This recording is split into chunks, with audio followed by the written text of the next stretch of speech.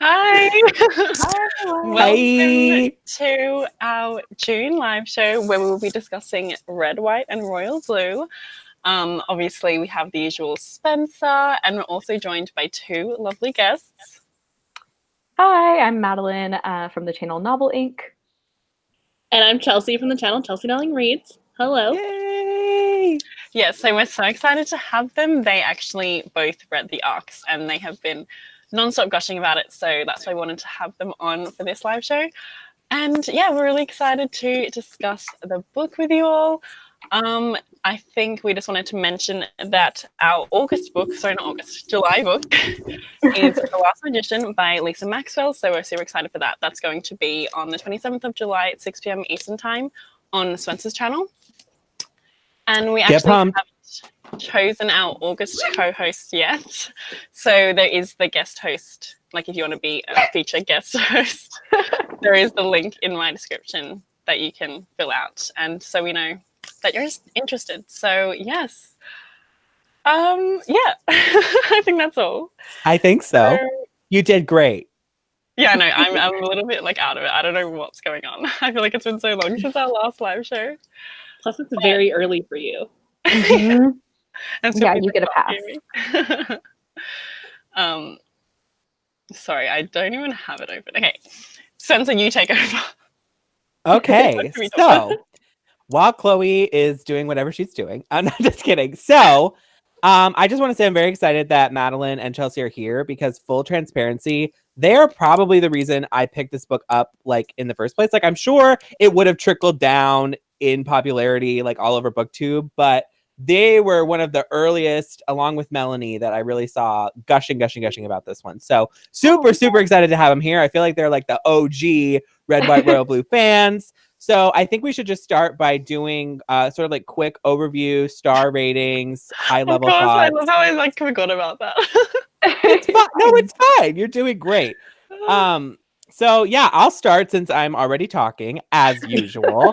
I really love this. Is anyone surprised? No, literally no one is surprised. I gave this 5 out of 5 stars. I had so much fun reading this book that I actually stopped reading it in the middle. This is going to sound weird. I stopped reading it in the middle for like 3 weeks because I didn't want to finish it.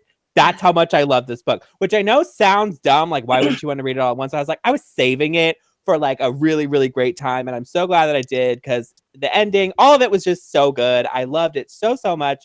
I'm so glad this is our pick for Pride Month. And yeah, I can't gush about this enough. So I'm going to pass it over to Madeline. What are your thoughts? Yeah, so rereading Red, White, and Royal Blue for this live show was my third time reading the book overall. And I feel like every time I notice new things about it that make me love it even more. But yeah, I gave this 5 stars. I've given it 5 stars upon every reread. To me, I love this for a lot of reasons, but like especially the political commentary, the portrayal of the South, the bisexual rep felt the most true to my experience of pretty much anything that I've read. And I also like that it feels very current and very like relevant to our current political moment, but it also feels like something that I'll be able to return to again and again in the future, regardless of all the pop culture references or whatever, because I find it so like comforting and like joyful. So yeah. Yes. Wow, just like wrap it up. That was great. Okay, well thanks for coming. We're done. Stop it. What is happening? Scruffy's barking at me. Uh-oh.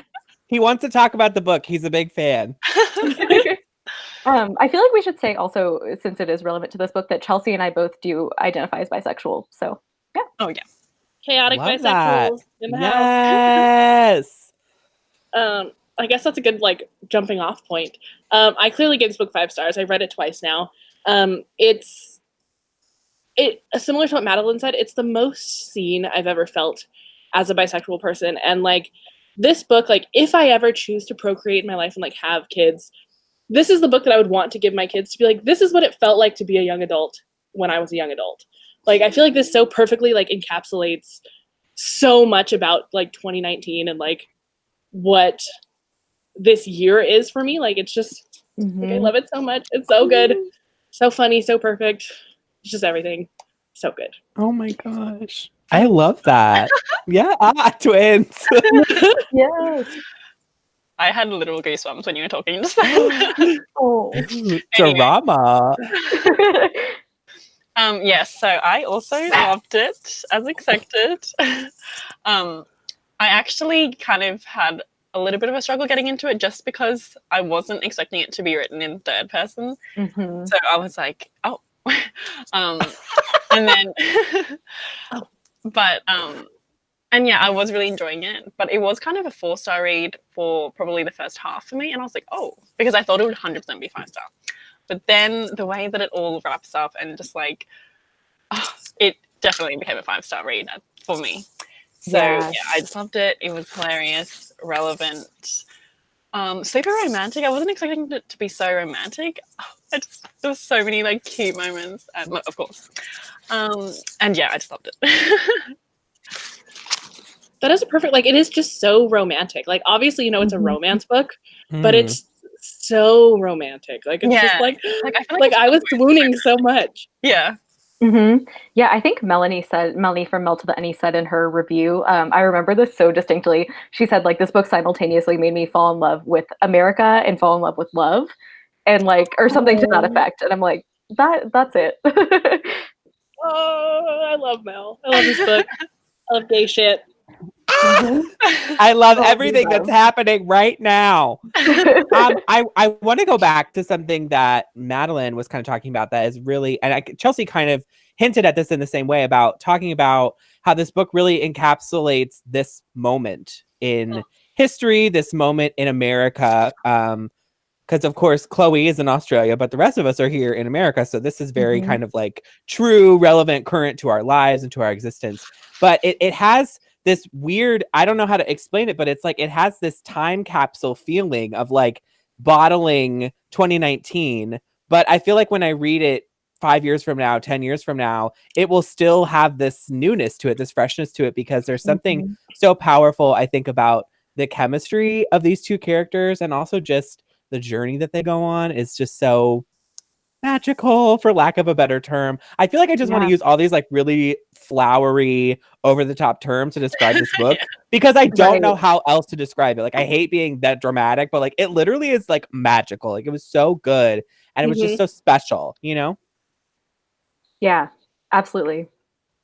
Someone just mentioned the audiobook, and I ended up listening to the second half in audiobook because I tried to finish it yesterday, but then I got really tired, so I was like, I need to listen to the audiobook. So I forced my way through it, but I didn't really love the audiobook. I mean, it was fine, but like someone said that they hated the narrator's British accent. I agree, it wasn't the best. I agree. Oh, did you listen to audiobook? The second time I reread, I listened to the audiobook just because I love audiobooks. The narrator was not bad, obviously, but it was just not what I pictured Alex to sound like. Yeah. And so it was really jarring for me to be like, oh, okay. What did he sound like? Someone has to do an impression. Yeah. Oh, there's a clip floating around Twitter. Oh my Have you gosh. not seen it? No. Oh, I think I have actually. Yeah. That's okay. Now that you say that, I'm pretty sure I remember that. That was troubling. It was like the like they tried to like sound that out, and they're like LMAO. Oh no. It was actually hilarious. So I would like to talk about one thing that I really liked about this book that I was very surprised to see was the parallel that was made between the emails that were sent and all of these little quotes from like great love letters throughout history. Because I feel like that's something that really interests me, is historical love letters. And that's kind of something that's been explored before. But this was like a very modern, queer take on that. I don't really know how to phrase it other than that. But I was really excited to see the sort of epistolary form that's part of this novel takes. What did you guys think about that structural choice for this novel? Yeah, I personally loved it. I love that, like, kind of like Spencer said, like, it brought queer people into the equation when like so often in like a lot of history, like famous figures queerness just is kind of erased and like not Right. mentioned. And you kind of got like a mini like queer history lesson through their Yeah. emails, which I liked a lot, because they were also learning alongside the reader, so it didn't feel like too like preachy or like Mm, dumbed down for the reader's sake. Like it felt like you were just learning alongside Alex and Henry. But also I just think that Casey McQuiston is so good at writing the way that people communicate. So the emails, the text messages, like every single thing that she wrote, like in that vein, I thought was like spot on and just really good. yeah. Completely agree. Okay. Yeah. The think- emails are one of my favorite like aspects about the book. I just loved reading them. Mm-hmm. I think you have a good point too. It can be hard to capture the way people actually talk on Yeah. email or over text message. I think that there was even like a thread about that on Twitter a while ago. But Mhm. I remember that I thought that was particularly well done in this novel as well. Mm-hmm. Somebody Yeah, I was agree. saying in the chat about they love seeing the details of Austin incorporated into the story. Mm-hmm. Has anybody ever been to Austin, Texas? I've been to Texas, Yeah. but I've never been to Austin. Did My it mom, feel yeah, so my mom is from Austin, like she was born and raised there. So that was cool too to see like Ellen Yeah. Claremont being like such a badass Texan mom. Like that Yes. was so like, yes, that's my mother. But yeah, it felt very much like Austin to me. Like a lot of my favorite Austin things, especially like when I was visiting Chelsea in LA a couple weeks ago, they had this beer on draft at this bar that we went to that's mentioned multiple times in Red, White, and Royal Blue called Shiner Bock. And so like things like Shiner being thrown into the book multiple times, like just those little things are always what Yeah. makes it. So I love that. I feel like I want to go now. Like I've never wanted to go to Texas. No offense, Yeah. but now I'm like, Austin is so okay, maybe fun. I'll go. You would love Yeehaw. Austin. Yeah. you'd love Yeah. Austin. They never said that in the book. Probably on purpose. I'm sure that it's so tired. Yeah. Oh yeah. People are sick of it. So who was everyone's favorite character? Gosh. I I think I Nora. mean, yeah. Okay. Yeah. Nora her. is for sure my favorite of the side characters, at least. Yeah. Chaotic by forever. Yeah. Yeah, I did love Nora. Just like a chaotic genius who also like loves Drag Race and has like a super sharp wit. Like I Oh love it. yes. Mhm. Sign me up. I'll camp out Mhm. all week for tickets to that show. Yeah. I feel like I'm just gonna be basic and say my favorite character was Henry. I love Henry so much. I would die for him. I mean, I liked like I don't there was really no characters I feel like I hated or anything that were like annoying. But Are you kidding? Henry was the one I really, really was into. Are you forgetting about, was it Richards? Well, okay, yeah, he was annoying. Okay. But I was thinking of like the Right. main people. Oh, right, yeah. No, yeah, I loved all of them. The main. Mhm. Also, Madam President. Yeah, I So love good. Ellen Claremont. So One of my good. favorite scenes. Oh, what was it? It was when I think when she found out about Henry. Oh yeah, The Henry PowerPoint? Yeah. Yes. Oh yeah. And like I love the Good slide titled "Exploring Your Sexuality, Healthy, but does it have to be with the Prince of England?" That was my favorite thing. The PowerPoint. Definitely one of my So favorite. good. I love that. And then I love the stepdad. Yes. Was kind of yeah, a mess a little bit. Yeah. Do you guys have like other favorite scenes that stand out to you? Because like for me, that karaoke scene will be forever emblazoned into my mind. Oh, I loved it. So Because fun. this is going to be turned to a film, right? So I Mhm. can't Yes. wait. Yes. I feel like it's going to be like such a hit because like I hope yeah. so. like, how It can you better not be. do it? All the gays are going to come out in like groups. Oh, yeah. They will descend. Yeah, I- another one of my favorite scenes is Alex's speech. I know that's kind of basic, but like Oh yeah. I had literal goosebumps, even though I wasn't like really loving the narrator. Like when I listened to that bit, I was just like, and I think that's when I was like, this is 100% a 5-star read because it was so good.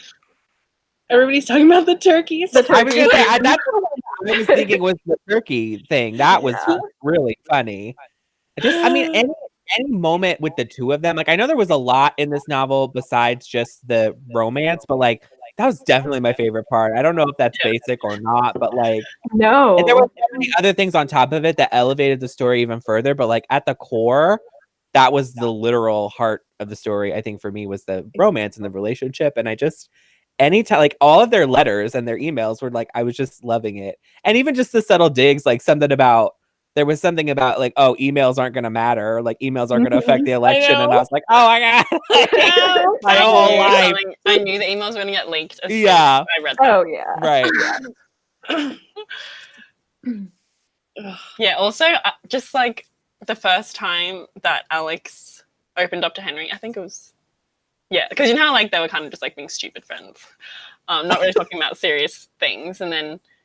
Like he had that thing with his family, and then he like was talking to Henry. Was it Alex or Henry? One of them was opening up. It was Alex. Yeah. Yeah. Henry's too guarded to make the first. Yeah, I was gonna say no. Emotional.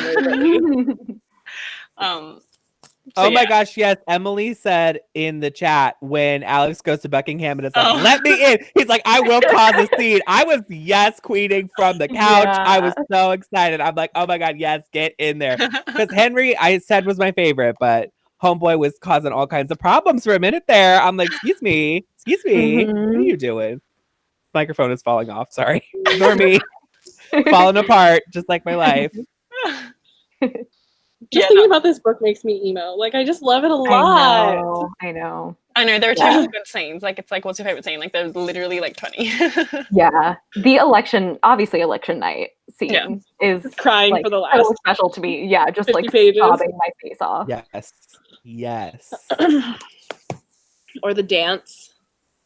The ball or whatever. Yeah. Oh, their New Year's party too is such a fun scene. That's when I really knew that I was like, oh. Like this book is gonna be my favorite book forever. Like, it was just such a turning point, like in everyone's interactions and like the flirtation that was like, so good. And I mean, of course, the fact that it's enemies to lovers on top of everything, because like they hated each other. Well, at least Alex hated Henry. I don't know if Henry. Enemies, though. I mean, true, but like I don't know. There was more like frenemies. They had like a rivalry. But then again, I don't even really know if Henry felt that way about Alex ever. I feel like Alex was the one who was being kind of dramatic, you know. But crashing into the cake, what he was feeling was and like causing like an international incident, like that's. I mean, I aspire to be that level of messy. You know what I mean? Yeah. They'll have to do the get low scene in the movie. Oh my God. I can't imagine. They have to. Oh, that was integral. Integral. I love when it's like, did you really not listen to this in middle school where everyone was correcting each other? But also, actually, speaking of like pop culture references, I feel like there weren't too many. Like there were a good amount. Like they were like enjoyable, but like, you know, when some books like overdo them. I really didn't feel that. So it's funny to think about that because it's like I've seen some complaints about people saying that like, oh, there's too many pop culture references, Like I'm wondering if, because I didn't feel that way, but it like looking back, like if someone reads it in like 10 years, they're gonna be like, oh my God, like okay, we get it, like, you know. I just don't feel that way at all. Like, you know. And I feel like they just go ahead, Spencer. No, go ahead. No, I just feel like they felt authentic instead of like sometimes I feel like they throw pop culture references in there as a substitute for like character development. Like there's like, oh, like they like this, so that means this about them. But this it felt like it was a progression of that as opposed to like just peppering it in there to try to give it color or whatever. Mm-hmm. Yeah, I totally agree. I also think that since this book is like so specifically about a certain period of time, like it is set in 2019 and 2020, it's covering a re-election campaign, and it's like a little time capsule of that period of time. So I think like it couldn't have been written without pop culture references in a way, you know? That's great.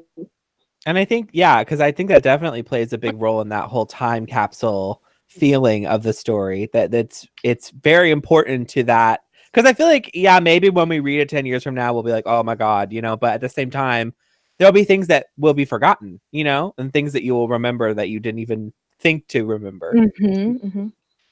Plus, like, our whole generation is like pop culture at our fingertips, you know, so it's like so like vital. And just it felt right. It felt right. Well, there's my life. So I mean, same. what are some of your favorite lines? Ooh. Hufflepuff ass bitch. Whatever that was. Yes. Actually, speaking of that, sorry, I completely changed the question now. What other Hogwarts houses have they been confirmed? Casey's definitely confirmed it. Hold on. It was I feel like I saw it. They also I'll see wrote if a I can whole find thing about their astrological signs Oh, and really? everything. So yeah, I feel like that was all out there.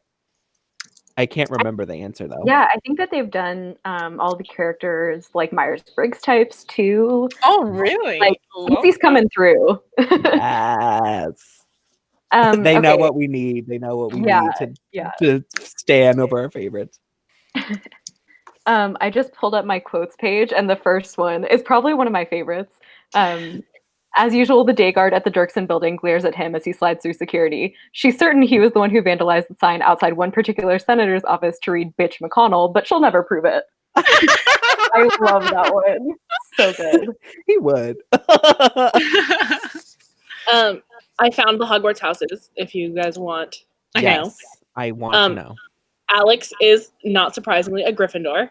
That's what I thought. Yeah. Knew it. Henry is a Ravenclaw with a strong argument for Hufflepuff. I could see him being Hufflepuff. I guess that's what the combo is. Yeah. June is a Hufflepuff, which yes. And Nora is a Slytherin who leans Ravenclaw. Yes. Yeah, that all makes sense. I love that. That's from Casey's Twitter, if anybody wanted to know. I think that's fair because I don't know if there's any Gryffindors in the room, but I tend to be the most, how shall I phrase this? Most skeptical about Gryffindors. As a Slytherin, we have a long-standing history of not getting along. So I feel like there was some times when Alex in particular was kind of annoying to me. Like nothing like egregious, but sometimes he got a little too much, like a little too a little too Gryffindor. I was like, I don't know how to phrase it, but just like, you know what I mean.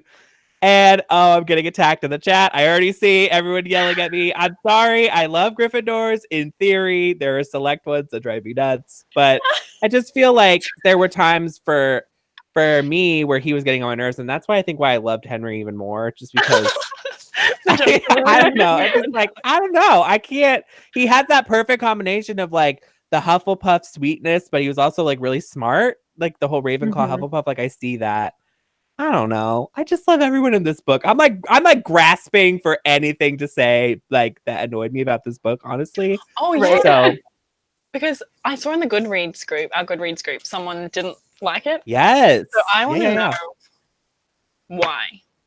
Because like I honestly haven't seen many reviews or any reviews of people who didn't like it. Actually, I did see one, and someone said like the pacing was off, which I didn't have a problem with that, but I want to know if anyone like hated it, you know. I've seen some, but it's like their reviews where you can tell it's just someone dragging it to drag it. Just because it's like popular. Like hot take.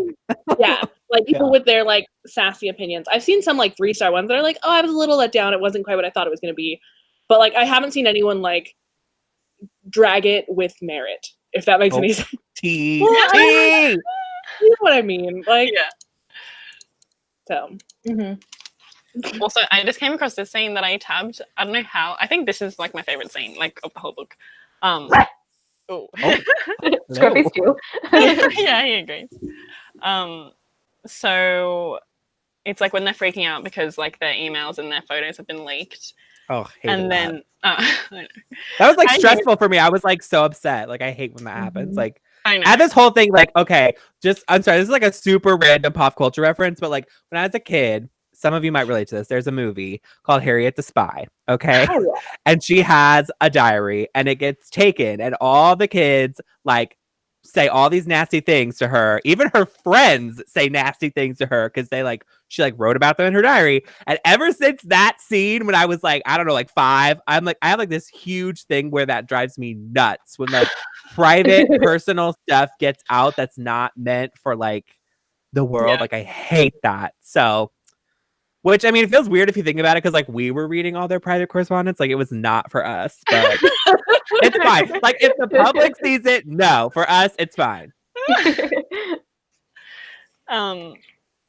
Yeah, anyway, so that happens, and then I think anyway, okay, someone comes in, I can't remember who, and it's like, shut up, like you need to see this, and then it's like worldwide support pours in for Prince Henry and first son of US, and I literally was like, and then it was like the rally in New York outside the Beekman, decked out in rainbows with waving signs that say things like first son of our hearts, and then there was like history, huh?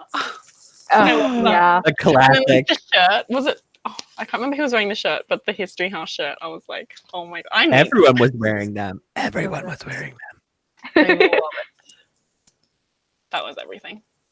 Especially because obviously we know how scared Henry was to like be his true self. It was just so good.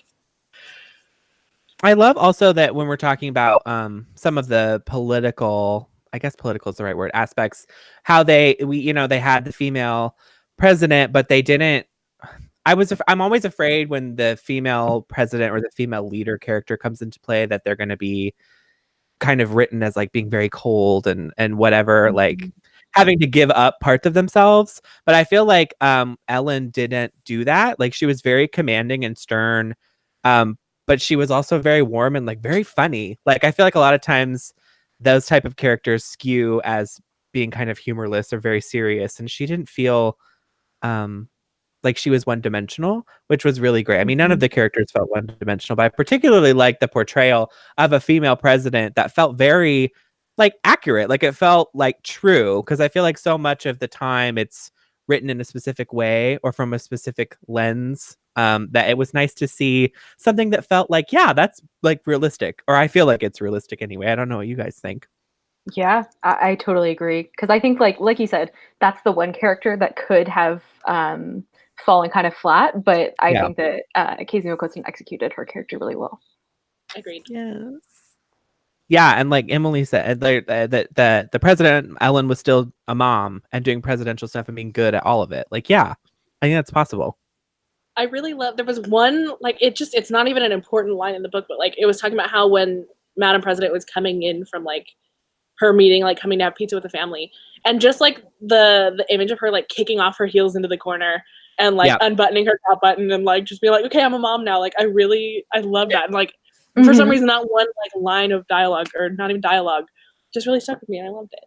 Yeah. And I also think that like since Alex, both of his parents are politicians, I really appreciated how, despite their political ambitions, they still put their children first. And like, even if that was maybe sometimes to the detriment of their political careers, it didn't matter. Like it was, their children were their first priority, which I really appreciated. That's what I want in a politician, you know? Yeah. Oh, for sure. Yeah, like Melanie was saying how some negative reviews say it's too political, but it's just like, I don't get that. Like, how can you go into this and not expect it to be political? Yeah. I think for me, it was like exactly what I wanted to read right now. Like, I'm someone who loves politics, and I think that for a lot of people who are like kind of like Politico nerds, like I don't know, like in my case, like I've always been really enthusiastic about politics and like getting involved in politics since I became like of voting age. And like ever since the 2016 election, that enthusiasm has gone down about like 70%. Like it's just, it's a lot like harder to get excited about it. And I feel like Red, White, and Royal Blue got me like fired up again. Especially with the way that it portrayed the South, because I am from the South. I'm from Georgia. I'm not from Texas like Alex, but I think that the portrayal of the South was like, that's the South that I know and that I believe is the true South, instead of like the typical portrayal. So I really appreciated that part of the political elements too. I think it's important for me. I very much respond to what you're just saying about feeling less enthused about things, in the current state of everything, which is fair. I would think as an assessment. I really liked seeing this story because it felt very true. Like, it felt authentic. It didn't feel like it was romanticizing, like everything comes together and there's no hardship and there's no question. It's just like it felt very real. Like, the idea of for me, I was reading it and I'm like, I hope there are people that will read this and be like, yes, we're ready for a female president. Yes, we're ready for bisexual or LGBT plus, people in the White House, whether that's first family or presidency or whatever, because we're progressing, I think, a lot as a country in general, like with some representation and stuff, which is great. And I hope that continues. We'll see. But I really like the idea of seeing this story that's like almost just normalizing that in a way to where it didn't feel, I don't know, it didn't feel like it was rose-colored glasses, everything is perfect. It just felt like this is how the world is, Yeah, it was like a very like cautious optimism. It was like, that's here's a great way to put it. Yes, cautious optimism. It's like, this is what's possible, I guess, is the best way. It's like, this is possible, it's like, it's not something that just has to be fantasy. It can be, it can feel grounded in reality.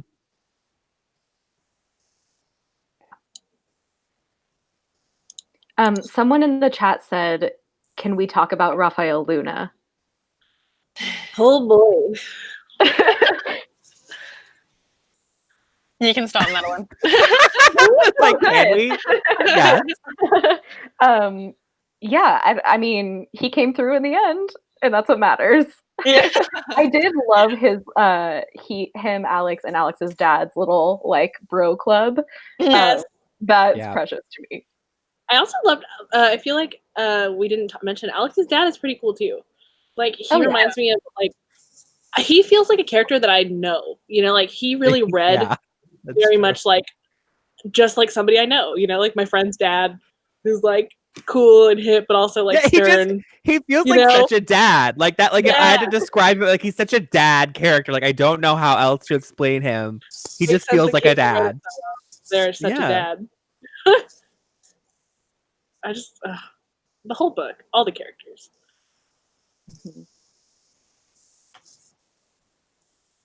Okay, should we do what? Our postcard giveaway? I mean, we can. Okay, so if you're new here, we do a giveaway of 2 postcards every month. So we're going to ask, oh my goodness, Scruffy. Same. We're going to ask 2 questions about the book, and the first person who answers in the chat wins a postcard. And it's international, and you just need to let us know your Twitter or Instagram handle so we can contact you. And stalk you. So, are we ready? Sure. No, I'm not asking you. I'm asking the chat. Oh, Is everyone ready? It's like, doesn't care if I'm ready. It's all about you. Okay, Spencer, you can ask your question first, and then I'll ask mine. Okay, prepare your fingers, because this is kind of a long answer. I just like picture everyone like. Yeah, I know. Like, okay.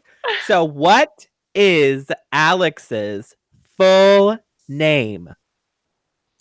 So, first, middle, last. What is it? Type it out. First one to get it correct will win a postcard.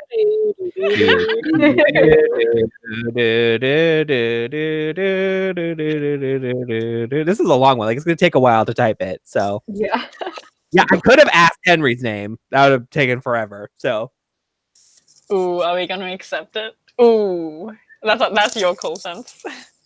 I would accept McKinley's answer. I mean, technically, like, yes, it technically should be hyphenated, but I don't care. Oh, no, like, you got all the names right. You know about the Alexander bit. Oh. I'll accept Alex because I said Alex, but I guess I don't know because I did say full name, right? Well, because you already said you accepted it, we have to. Yeah. No, I think that's I'll accept that. That's I didn't even notice that till you said that. Okay. So congrats to McKinley. Yay! So you're so smart. Just type out your Instagram or Twitter and I'll make a note of that. Okay, so the next and final question is, What is Henry's favorite Star Wars movie? I'm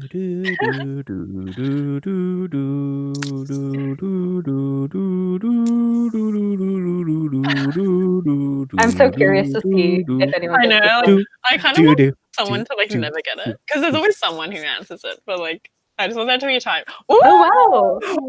Oh, Books got it. yes! I went full goat. Yes. That reminds me of Yoshi. Oh wait. What? Anyway. Yeah, full disclosure, all four of us had to look this up. Oh yeah, before this because got I started. remember like they talked about it, but I couldn't remember which one. Everyone is so smart. All of you guys that come are so smart. Like I don't know. I would not have. I think I missed when you guys. I think that was when I was having my allergy attack. I didn't even get the answer. So I was like, I don't really watch that, so I didn't. Okay, I've got McKinley's Instagram, and now we need. Is it Gemma? Yes. Yep. Yeah, Gemma. Okay, well, congratulations. Yay! A round of applause. I love that. Okay. So, yes, is there anything else that we want to talk about? I Chat am curious included. about something. Yeah. Go for it. So someone mentioned this in the chat a while back, but I wanted to know your guys' opinions because Madeline and I definitely read a lot of romance and like smut and stuff. Hmm. But I know that you guys aren't as into that as we are. What are you guys' thoughts on how explicit this was? Because in my opinion, this was not explicit at all. Like this is a romance that I would give anyone in my life to read because it's not like I don't know. I've seen a lot of people complaining that it was too sexual and too. I think it was fade to black though. I mean, I think I think the criticism of that is coming from two places. People that are really unfamiliar with the genre that are getting into the genre because they want to read this book. And second, a lot of people mistaking this as a YA book and thinking it's going to be the same as YA. It's not YA, it's new NA, new adult. So there is a distinction there. But I was not bothered by it at all. But then again, the last romancy book that I read was The Kiss Quotient, which in comparison to this is like much more sexy times. Not over the top. But I mean, I was talking to somebody, I can't remember who it was, but I think it was at BookCon. No, because I hadn't read this yet. So I don't know who I was talking to. But I was talking to somebody and they're like, they wanted more. Like they're like, I want to know, like I need to know everything about what's happening. And I was like, okay, like I feel that. So I feel like I have been seeing people saying it was too much, but then I've also been seeing people that were like, I thought there'd be more because in the romance genre there tends to be more. So I think it was a pretty good compromise both ways. Yeah, I did not think it was explicit because I feel like maybe like the sexy talk, like if you're not used to it. But the actual like descriptions of, like there wasn't really many or any really, I don't think. Like it was just like really vague. So I actually, I think I watched someone's vlog at the Taylor Jenkins Reid talk. Yeah. I think that's like, why Chelsea asked this question. Yeah, I was really uncomfortable because you could tell that Casey was like, what? Yeah. Because I think Taylor Jenkins Reid said this is the most explicit book she's ever read. And I was like, really? Really? Yeah. But maybe I don't know. It definitely without using as many words, it still had a similar effect to like smutty book. Like it was still like I was like, oh, so romantic, Like, yeah. But it accomplished that without being explicit, which I think was really well done and should be commended. No, I loved it. Yeah.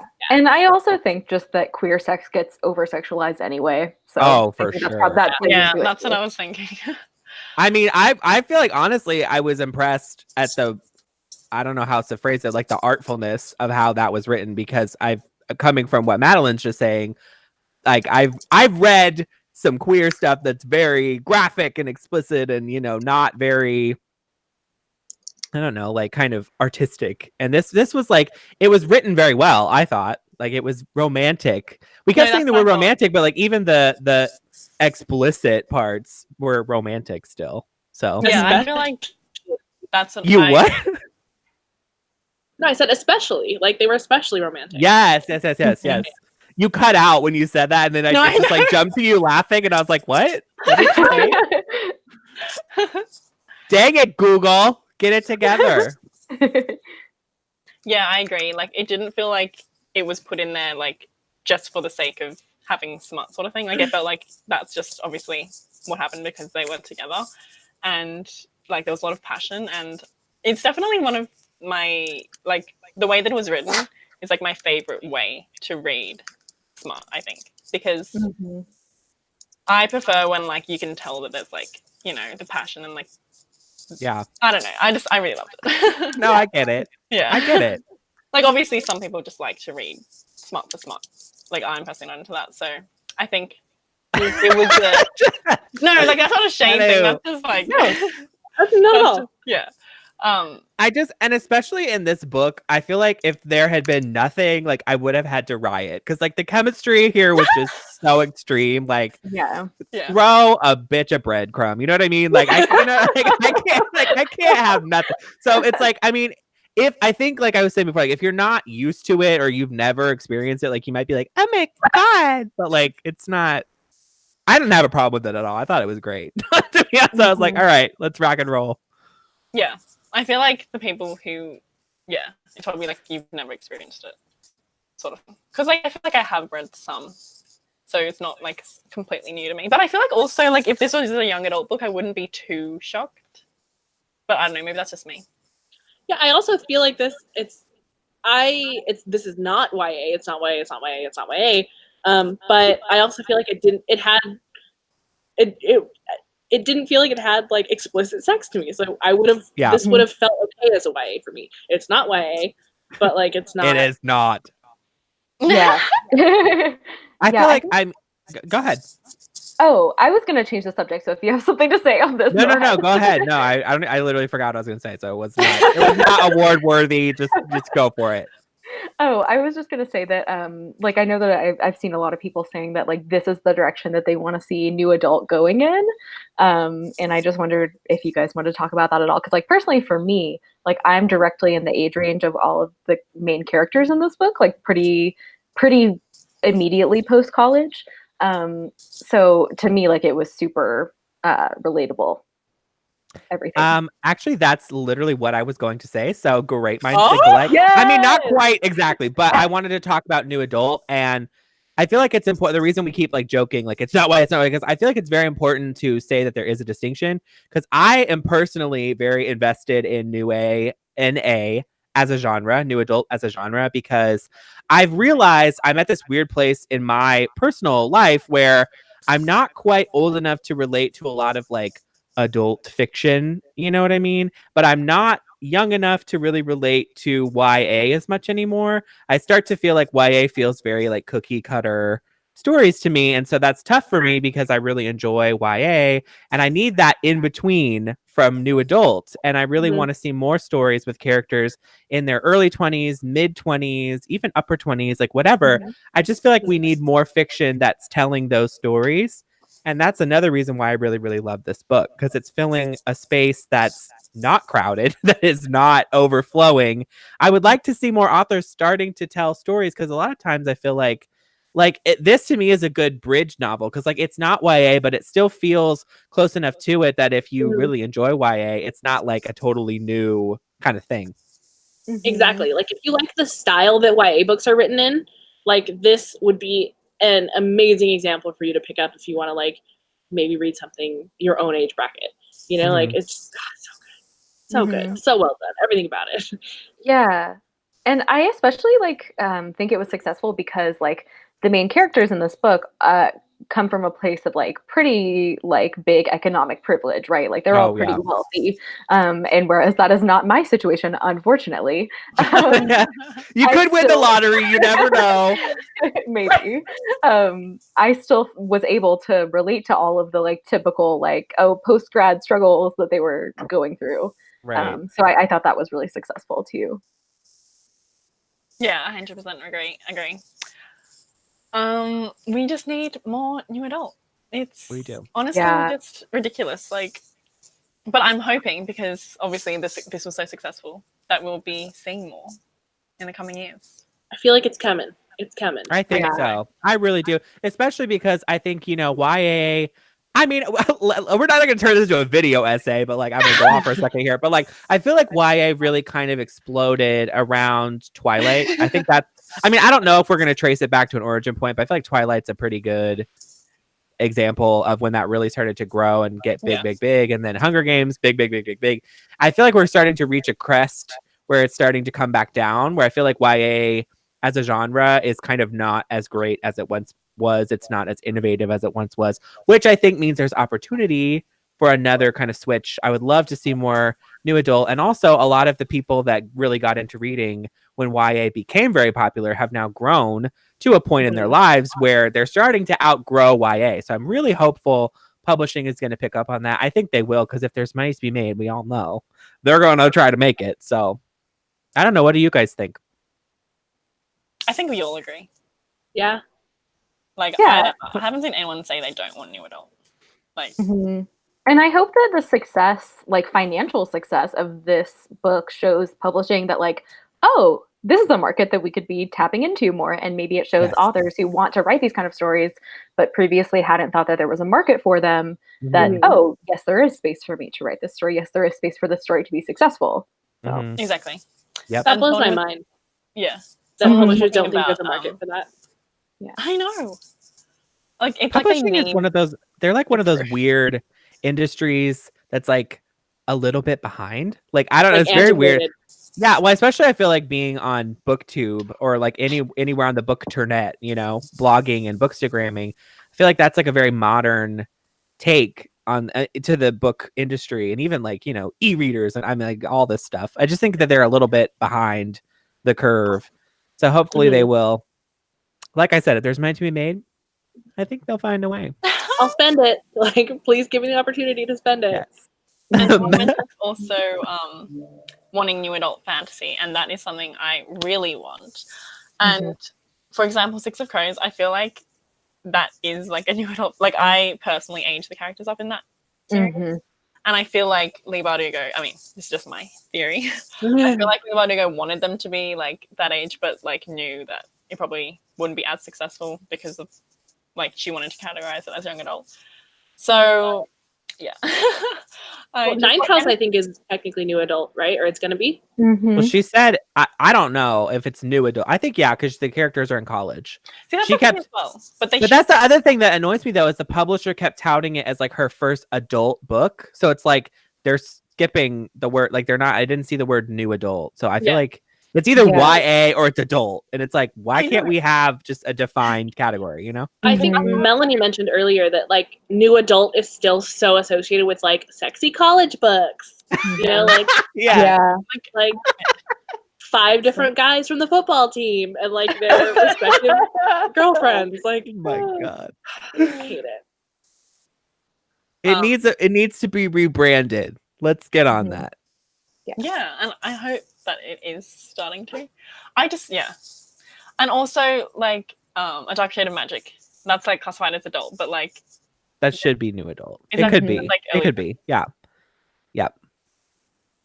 I agree. Well, make it happen. Do you guys categorize it just based on the age or like the content? Both. I mainly do age. I mean, I think age is a pretty like non-subjective way of doing it. Agree. But like some books, you just read it and you're like, that felt like a YA. And then there's some books you read, like Six of Crows, where you read it and you're like, that didn't really feel like YA. It felt more sophisticated than that. Or like Mary H.K. Choi, her books are technically following kids in college, like they're kids above 18, but they feel like YA. So I think I go with my like gut feeling. Yeah, it's both.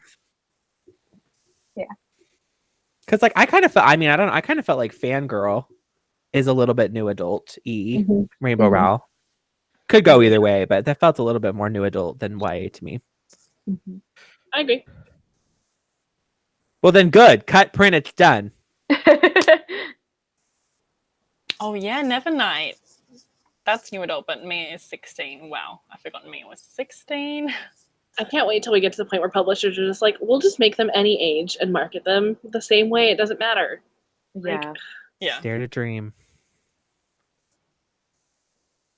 I feel like I just saw the word Nevernight and I blacked out. Like I had a rough experience with that. I would love to see like non-fantasy people read that and just like hate it. I have read it. I hated it. Yeah, I hated You it. and me both, sis. How did I not know that? So you finished It was a long time ago. Yeah, it was a long time. I tried. It was right around when I was really like trying to get like my final like swing into fantasy and like really trying to make it happen. Oh. I hated it. Oh. So is there anything else we need to chat about? Yeah, I don't like it's weird because I feel like there's so many scenes to talk about, but then it's also like not How many times can we just be like, I love that scene? I know, I know. Yeah. yeah. I know. That's was like it's weird because it's almost easier to do a live show when you hate the book because you have more to rant about. More to But like when you rant love a book, you're just like, yeah, that was great. I loved it. It's like, oh, that's a good. We didn't talk about B. Penny mentioned that in the chat. Oh. It's B, right? Like Beatrice. Mhm, yeah. Yeah. Mhm. Okay. Something, yeah. No, one of my favorite things was that how B described what it's like for Henry to have lost his dad at a young age. Mhm. That was like, so I'm not going to say the whole thing because it's like this whole page, but it starts with like, imagine we're all born with a set of feelings. Some are broader or deeper than others, or for everyone there's that ground floor and bottom crust of the pie. That whole thing. Yeah. Chills again. Like I just loved the way that was written. I Mhm. loved it. Yeah. And it's like always refreshing to see someone who's like a character who's in recovery, who's not being like demonized. Yeah. Yes.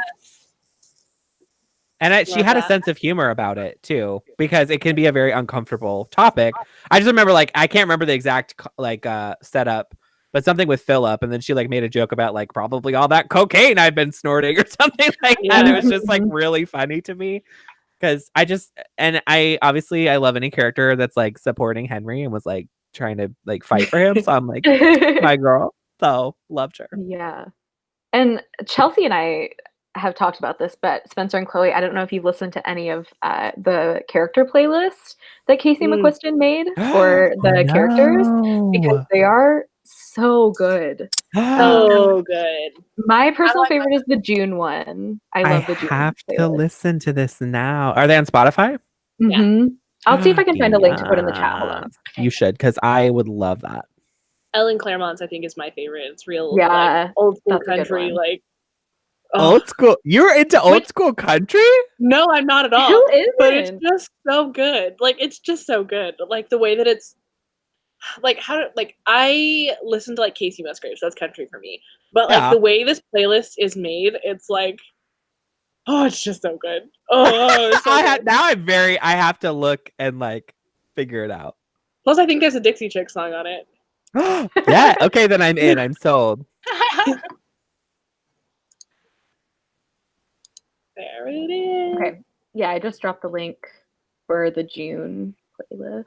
Okay, wait. So Chelsea and Madeline, Yes. is there anything you didn't like about the book? Like, just even if it's the smallest thing. Yeah. Scruffy wants to know.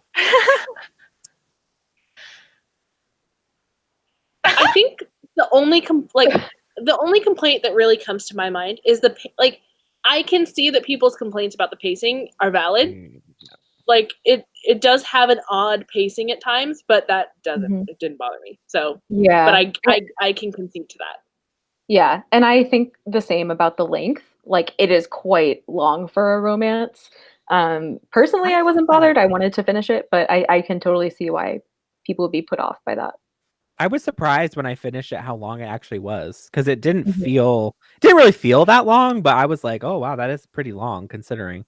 I feel like it took me forever. Like when I read this when I read the arc, it's one of the, like, you guys read a lot, you know, like how, like sometimes you just read a book and you know it's going to take you like, oh, this book will be 3 hours, or like this book, I just read it. I was so lost in it. It took me like a full 2 days of nonstop reading to get through this, because I was just so like happy to just slowly chug along, you know? And it was just, I love it. That's why I ended up picking up the audiobook, because I thought it was going to be really quick, and then like it was kind of slower. And I think, because I was just like really just getting into it. But yeah, and then I was like freaking out because I'm like, hey, it's kind of getting late now. I need to finish this. So then I like had to listen to the audiobook to speed it up. Yeah. It's also kind of a dense story. I mean, if you think about it, there's a lot of stuff packed in here as far as queer themes, romance themes, political themes from different countries. There's, the European politics, American politics. There's really quite a lot here, Yeah. So I think that's part of the reason too, probably why it had to be that long to accommodate some of those thematic elements. But it also kind of makes the story feel a bit heavier. Like it takes a little longer to kind of process it. Didn't Casey say that she originally had it like 40,000 words longer or something than it was? Yeah, I think it was so. way longer. Yeah. Oh my gosh. I would actually love to read that. Yeah, I know, right? Yeah. Okay, it's an interesting question. I know this is a standalone. Do you think there could there be more here? Do you think there could be like a spin-off, a companion novel, maybe about one of the White House trio characters? Do you think Casey would do that? I don't know. What do you guys think? Oh yeah. I think that they really want to do that. Well, just based on, they were asked this question, of course, at the event that Chelsea and I were at, and their response was very much like, if basically if this book sells enough, the publisher would buy another. So buy the book. The classic like author response of like, you never know, wink, wink. Like, oh my God. Nora, June, and Pez. Like, yes, yeah, Polly, everything all over the place. Need it. Yes. Where's the pre-order link? Exactly. I don't even care what know. it is. Just say untitled Casey McQuiston book. There, pre-order done. Yeah. I think that Casey is really angling to like do a spin-off or like some sort of continuation. And I think you can kind of tell because of the way that like they didn't leave it open per se, but like they really didn't necessarily close off anything for any of them. Oh, for sure. Like the other members there's of the so trio, much that's still it's like there's so much potential still left. I love it. Yeah. And even there are so many spots in this book where we're so focused on Alex and Henry that we don't see what any of the other characters are doing for weeks-long periods at a time. And I'm wondering if that was like deliberately done or if it's just a happy coincidence that could, I don't know, work out. I don't know. Like you had a good question earlier about like anything that I would complain about. And I think the only thing that I would not even really complain about, but just like it would have been nice, was I feel like I didn't get enough with the other characters outside of the main people associated with the story, like June and Nora in particular, especially because so many people love Nora. I think in particular, I would love more with that character because I didn't personally have that strong of a bond with Nora, only because I was so like focused on everything else. And I'm like, I want more. I'm like, I want more here. I want to explore that more. So I really think that was a choice. I think that was a purposeful choice. Because I genuinely believe, just from like reading the story and from listening to Casey talk, I genuinely believe like this is not the end of these characters. No, I don't think so. I don't know how long it's gonna take to get there, but like I genuinely think like there will be more to come. Yeah. Yeah, I agree. It feels that way. And I forget how new this book is. Like they just finished their tour for this book like yesterday. I'm like, it feels like this book has been out forever because I've just been hearing so much about it, but it's like new. Like the arcs, and the people who read the arcs are like, oh my gosh. So then it's like, oh my gosh, I'm waiting for it to come out. Yeah, I feel like I read it late and I read it in February. I know. Same. Yeah, same. So radical. So is it both of like wait, I don't know, is it your favorite book of the year, Spence? I can't think of anything else that's touching it. Well, I really liked The Poet X by Elizabeth Acevedo, but that's like apples and oranges. Like they're so different. I don't know, but this is definitely going to be in the video. It's definitely going to be on the list. So right.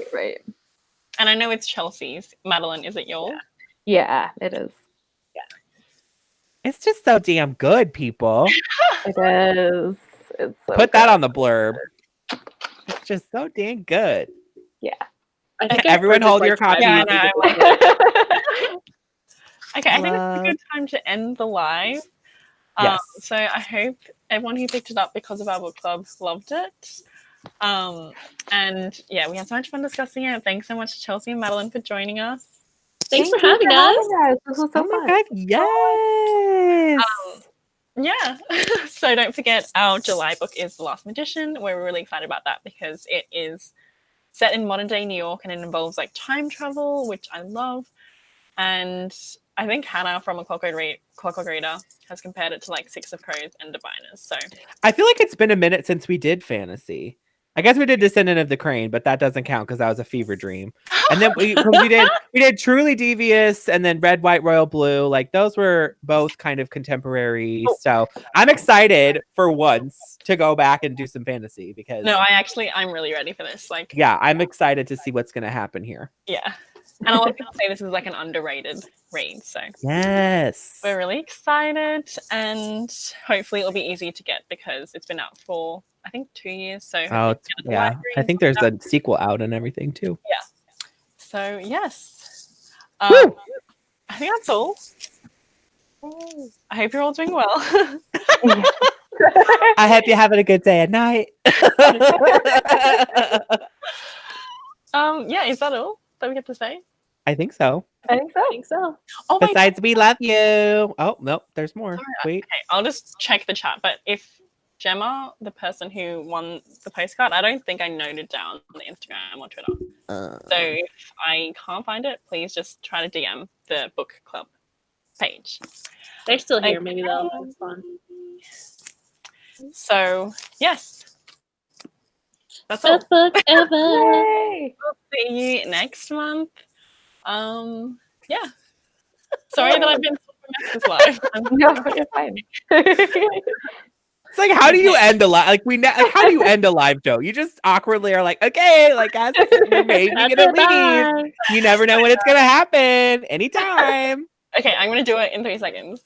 Okay. Bye. Bye.